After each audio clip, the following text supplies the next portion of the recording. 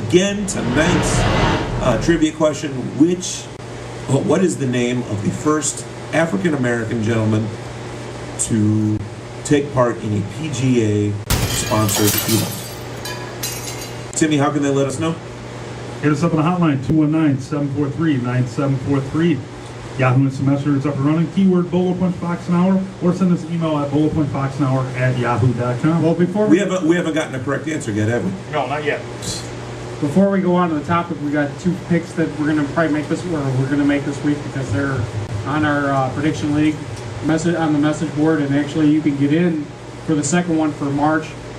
March is right around the corner, and there's still time to get in for the prize pack for next month. It looks like Timmy's our main guy here that's gonna have to hold the Bolo Punch up to get that free beer when we go down the. What it's going to come up down to is whether Litzow wins by unanimous decision or KO. I like hearing you say unanimous. Unanimous. Whatever it is.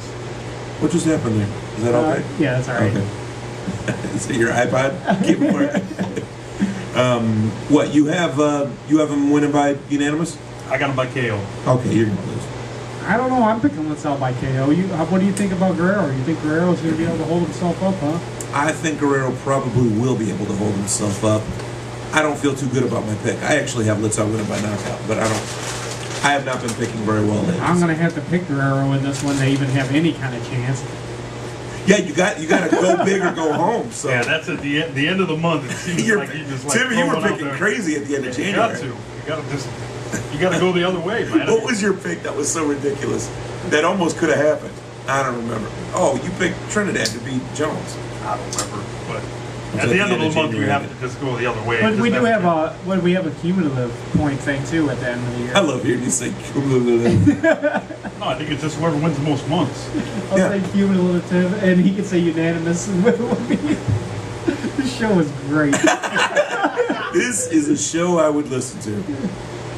But we got the other one's going to be Vasquez and Marquez, obviously the other big fight of this weekend. Well, the reason I'm picking Israel Vasquez to win again is because of a little thing I like to call momentum. These two are about as equally matched two fighters as you're going to find right now in the junior featherweights or any division right now. They are almost cut from the same cloth. I picked Marquez to win the second fight. And you picked Vasquez to win the first one, didn't you? You were wrong on both of them. I have not been right yet about these two. I picked Vasquez to win first and Marquez won. I should go the other way then, huh? Then I went know, with I just submitted my pick, and I'm thinking, oh man, I just went with Chris. Well, I picked Vasquez last time. This was my biggest moneymaker last year because I got some rounds right and everything, and nobody was picking Vasquez because Marquez knocked him out, basically made him quit because of that broken nose. Yeah, it wasn't his fault, but yeah. But they forgot that Vasquez started off hot and was winning a lot of those early rounds. And Vasquez actually knocked Marquez down early in the fight. I think Vasquez has a little bit more power than Marquez. They're both very good punchers. But I think the little bit of advantage goes to Vasquez in that realm. They're both great boxers. They got that Mexican style where they get hit, they want to hit you 3 more times just to counteract that. And that works great when the other guy wants to hit you back 3 times Yes. after you hit him. Yes, if you've got someone that's not interested in engaging in that, you look great, and then you got to wait another minute and a half for something else to happen. These are two guys that, I mean, they don't necessarily hate each other, but they're ready to tear each other up. They've been very cordial at all the pressers that I've seen.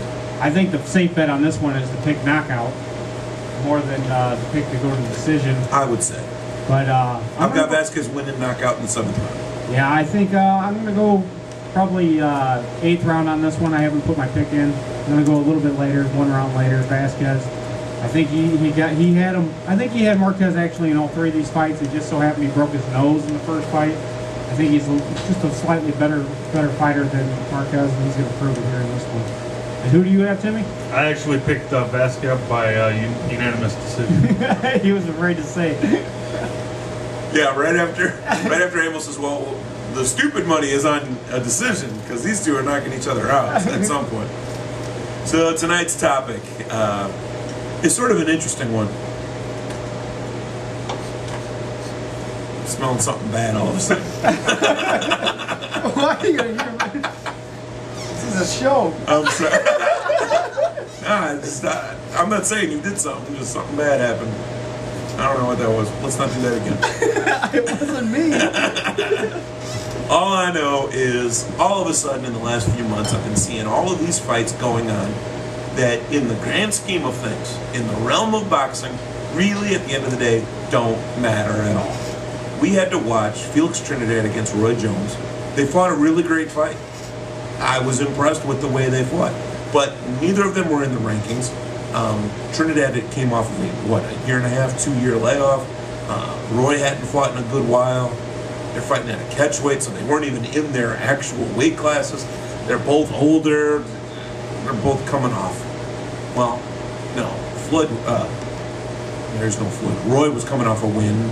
Against a pretty good guy. Yeah, Trinidad. Henshaw. Yeah, Anthony Henshaw. But Trinidad was coming off of a loss.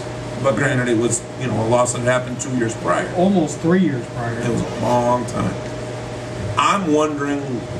And now Trinidad he's going to earn this fight, this title fight against Pavlik afterwards too. So it's even worse. Talk to me, Emil, a second about what are your thoughts?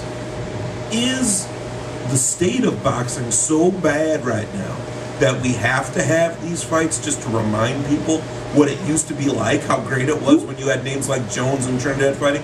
Or is this all about money? Who were the two guys that Teddy Atlas was brought up on Friday Night Fights? I can't remember their name. But one guy was in his 60s, and one guy was in his late 40s that were going to be fighting.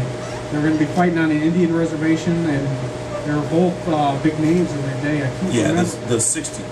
They were just talking about it. I was just watching bits of it today. The younger guy, the 47-year-old guy, did fight. He was the garbage picker. He was the garbage man, the sanitation technician. Well, that's sad to see these older fighters. All they're doing is going in there and trying to pay a couple bills, Yeah. and it's very dangerous to get these older fighters like that.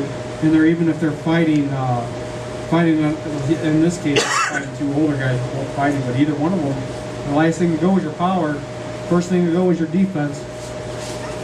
Which might be a really exciting fight. Yeah, but it could damage them pretty bad. Oh, well, there's got to be a little something damaged already in a 60-year-old man that wants to put the gloves on. Yeah. I mean, my dad is 62. I'm not saying I want to scrap with my old man. I'm saying because he'd throw me into next week. Because you're 48 or whatever, right? 32. Thank you. Just like you are, old man. So now we're talking about Holyfield might be fighting Tyson a third time. Why? Why do we need these fights? I need an answer to my question, guys. Is it because of let's get nostalgia going, let's remind people how great this was, or do they not have enough big names? Do they not have enough names to go around? Why do I have to watch Trinidad fight some more? The guy should be waiting for Canastota. He shouldn't be on my screen anymore. This is a direct result from pay-per-views and what happens when people don't buy pay-per-views and people's names aren't getting out there. Back in the day, we've talked about this a million times where fights were on, CBS, ABC. They were everywhere. They were front page newspapers. And you just brought up UFC actually is switching. UFC just now is signed at CBS. They're going to be on Saturday nights. People are going to learn their names. Right now, nobody's learning the younger boxers' names. The average fighter does not know, anybody other than the Roy Joneses, the Mike Tysons, and that's unfortunately where the money's at right now, is to put a name in a fight and you're going to sell tickets. And there hasn't been enough promoting of these young guys to get their name out there enough that they're going to sell enough tickets to make it a payday. Good point. What do you got on that? I'm thinking that George Foreman opened the door many years ago when he was fighting in his 40s. And now a lot of fighters seen him do that and was pretty successful at that. And they think, if he did it, why can't I do it? And There's Tommy Morrison. Tyson was dominant, just like George was back in the day. Holyfield was dominant, just like George was. And they think, well, if he did it, why can't I? I might as well give it my shot, even if it's to build up a little bit of cash in my pocket to get in there against a guy that I've already beat, or or had my fights with my big time fights with him a long time ago, it's still going to put some money in my pocket, get my name back in there, and it'll turn around where I'll end up getting a title fight like it did with Trinidad. But how can a fight exist where, depending on who wins, different things will happen? A fight should be pure on its own merit. If this guy, but it's not these days. If this guy wins, it means this, this, and this. But if this guy wins, it doesn't mean anything. Well, If Mike Tyson knocks out Evander Holyfield in their fight, it'll never happen. But God, let's pretend it happened. Let's pretend Tyson knocks out Holyfield in this magical, mystical third fight. It's not even a rubber match because Holyfield's won both of them. Rubber ear man. One by bite, one by beat. What if Tyson were to knock out Holyfield? What would it matter? Oh, we got to have him fight again. What? It wouldn't make a difference. But if Holyfield beats Tyson again, then it's like, oh, well, the only man to beat him 3 times. He already was the only man to beat him twice. The only man to beat him 3 times. Now, let's get more t-shirts printed up. That's almost like winning another belt. It's so ridiculous that I have to do my job and read that off to you guys, our listeners, that it's sad to me that that's news. When there are exciting fighters out there that are doing their job the right way, whose prime wasn't in '87. And it dulls their legacy. I mean, it dulls Tyson. Of course it does. It waters it everybody all down. looks at Tyson now, they don't remember the Tyson Young at all. They just remember him in his last 2 fights after he got out of jail. They're like, he doesn't have anything, you know. His first couple fights when he first came back, he did, but after he fought those couple fights with Holyfield, that took a lot out of him. I don't agree when you say that people don't remember. That's what we do remember. That's the whole reason why we're willing to watch him.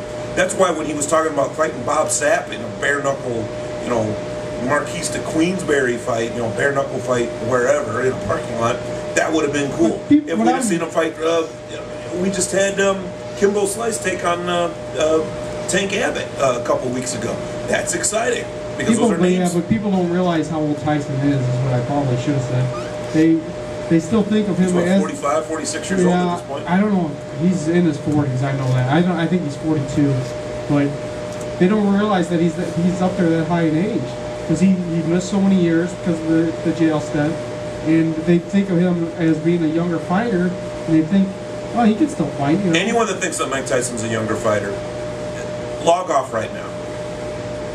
Don't listen to us. They think he's in his 30s though, in his mid 30s. I hope to God you're wrong. The sad part is you might not be wrong, but I really hope you are. A lot of people, I don't think that a lot of people realize how old he actually is. Mike Tyson's best stuff is before Milli Vanilli came out. There you go. If that doesn't say it, There then you I go. don't know what will. His best fights were with Holyfield, though. That's why. No, those two should have fought in '91. In fact, posters were printed for it. T-shirts were I printed actually for have it. one of those posters. I mean, and that's rare. Hold on to that. That fight never happened. Okay? That's the sick stuff. That's when that fight should have happened. And that's when Tyson would have knocked out Evander Holyfield. Because Holyfield It was was sitting still ringside. a great fight, though. When they did finally get together, it was really good. Tyson didn't get to Holyfield the way people thought. And I've got so many thoughts on Tyson versus Holyfield. I appreciate what Holyfield brought to the sport, brings to the sport, if he still wants to call himself current. But I was never a fan of his style. But in that fight with Tyson, he had great style. He switched it up and confused Tyson. One round he's boxing, one round he's brawling. Next round he's fighting backing up on the bicycle. Next round he's pushing forward. He did a lot of different things, but what he did more than ever was he blocked and held. He did a lot of blocking and a lot of holding, which I always thought was interesting because we complained to no end about John Ruiz doing that when he fought Evander Holyfield. But he was just doing what Holyfield did, made famous a decade before. It's not like it's a new idea. John Ruiz, I'm not a fan of your work, but it's not like you're the first guy to just grab all the time. But nonetheless, and headbutts, all the headbutts that Holyfield has administered to his opponents over the years. All the ringside announcers, the commentators, when Holyfield fought Tyson the first time, said, oh, he's fighting so beautifully, he's blocking, he's grabbing, he's holding and clinching right when he should. Well, all of Tyson's opponents up to that point that had made it 3, 4, 5, 6 rounds, like Buster Mathis Jr., and gentlemen like that, they ripped on, those same guys were ripping on those opponents for grabbing. Now Holyfield does it, and it's the greatest idea ever. Yeah. Oh, he's being beautifully blocked, beautifully grabbing. Oh, it's ingenious how he's grabbing him. But getting back to the topic here, Well, I think most purists don't think that they want to see these fights, but oh God. but it does Opponents- draw some fan base back to the sport. We don't want to see it. We'd rather see the young guys, but there are people out there that want to see this, and it's going to continue to happen as long as they put dollars in their pocket because people want to see it. Well, my dumb self, I'll say one thing and do another. I'll squawk for a year. Don't let these two fight. You know, if they sign this fight, my butt's sitting there watching it. Yeah, it's tough not to watch. I cannot put my money where my mouth is and say, oh, I'm refusing to watch it. I won't cover it, and I don't want to talk about it. I don't want to watch it. No, I'm watching it, and I'll talk about it because I am a fan of the spectacle. I've got to know what happened with a particular fight. I've got to see it. That's why I liked the early UFC stuff, because it was a bartender against a construction worker. That's exciting to me.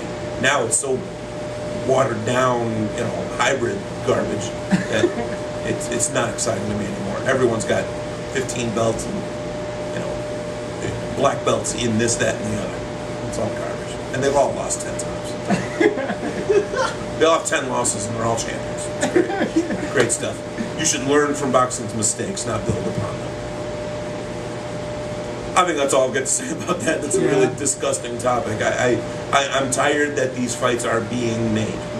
And if Holyfield Tyson is made, the promoter that writes that up should never be allowed to promote another fight. Well, a big problem is, like we said earlier, Tony Thompson is the #1 contender. So was Ray Austin. Why wouldn't Evander Holyfield or Mike Tyson think I could do it? Thing is, let's say Tyson wins. Is Tyson then going to get another fight and another fight? Is he going to start going again? No.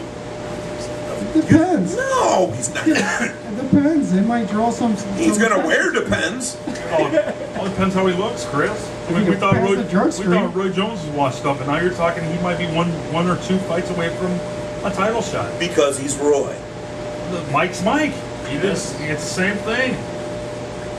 Mike's Mike. Mike hasn't looked good in 12 years. Hey, That's a bit different than Roy, who took a couple years off to get his ass If handed to Mike him. looks good in this fight, he'll have another fight. Against Holyfield. Doesn't matter. I could look good against Holyfield tomorrow. He fights Holyfield, then he fights Ruiz, then he fights Tony Thompson. And then in 10 years, they say, oh, the fight that should have happened, Tyson against Tua. And that'll be just like a Trinidad Jones. The last thing that goes is the power. It is a dynamite. I can see the poster right now. Get me out of this, Tim, please. Get me out of this. We'll come right back with the fighter you should know. This is your Bullet Punch Boxing Hour, brought to you by George Rogie Insurance. www.hssp.ccsportsjuice.com. Hi, this is Alfonso Gomez. You're listening to the Bullet Punch Boxing Hour on hssp.cc. Save me a ringside seat.